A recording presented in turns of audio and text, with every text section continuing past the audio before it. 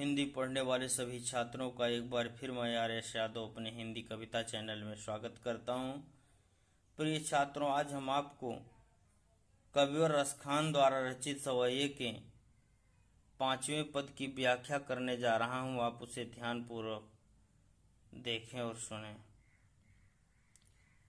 कान्हो भये बस बांसुरी के, अब कौन सखी हमको चाहिए। निश देवसर है संग साथ लगी, यह सौतनी तापन क्यों सही है। जिन मोहि लियो मन मोहन को, रस खानी सदा हमको दई है। मिली आओ सब सखी भागी चले, अब तो ब्रज में बसुरी रही हैं। अब आप शब्दार्थ की तरफ ध्यान दीजिए। चाहिए का अर्थ चाहेगा, निस्देवस का अर्थ रात और दिन, सौतनी का अर्थ है पति की दूसरी पत्नी, तापन का अर्थ है दुख को, सहे का अर्थ है सहन करना, जिन का अर्थ है जिसने, दहे का अर्थ है चलाना या चलाएगी, रहे का अर्थ है रहेगा। अब आप संदर्भ पर ध्यान दीजिए।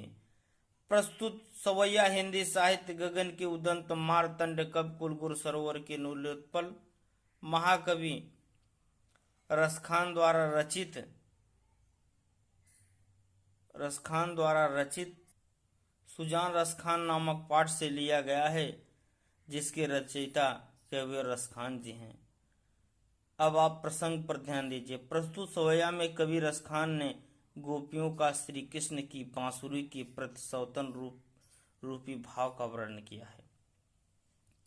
अब आप व्याख्यान पर ध्यान दीजिए। कान्हो भये बस बांसुरी के, अब कौन सखी हमको चाहिए। कविवर रसखान लिखते हैं कि एक गोपिका दूसरी गोपिका से, एक सखी अपने दूसरी सखी से कह रही है कि हे सखी, कान्हा अर्थात कान्हा भगवान श्री कृष्ण बांसुरी के बस में हो गए हैं, अब कौन सखी हमको चाहिए। हे सखी, अब मुझे कौन चाहेगा, अर्थात मुझसे कौन प्रेम करेगा। निश देवसर है संग साथ लगी, यह सौतनी तापन क्यों सही है। गोपिका अपने सखी से कह रही कि हे सखी, यह मुरली अर्थात बांसुरी रात दिन मेरे प्रीतम श्याम सुंदर श्री कृष्ण के साथ लगी रहती है, इसलिए इस सौत की तपन को मैं कैसे सहन कर सकती हूँ। जिन मोहि लियो मन मोहन को, रस खानी सदा हमको दई है। गोपिका अपने सखी से कहती है कि हे सखी, जिसने मन को मोहित करने वाले मेरे प्रीतम श्याम सुंदर श्री कृष्ण को अपने बस में कर लिया है, रसखान सदा हमको दे हैं। कविवर रसखान लिखते हैं कि गोपिका कह रही है कि हे सखी, उस मुरली अर्थात बांसुरी ने हमें सदैव जला रही है। मिल आओ सब सखी भागी चलें, अब तो ब्रज में बसुरी रही हैं। इसलिए हे सखी, आओ हम सभी यहाँ से भाग चलें, अब तो केवल ब्रज में बांसुरी ही रहेगी, हम लोगों का कोई ठिकाना नहीं है। अब आप काव्य सौंदर्य की तरफ ध्यान दीजिए।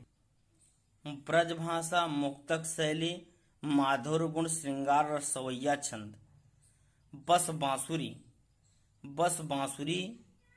संग साथ, सबय सखी।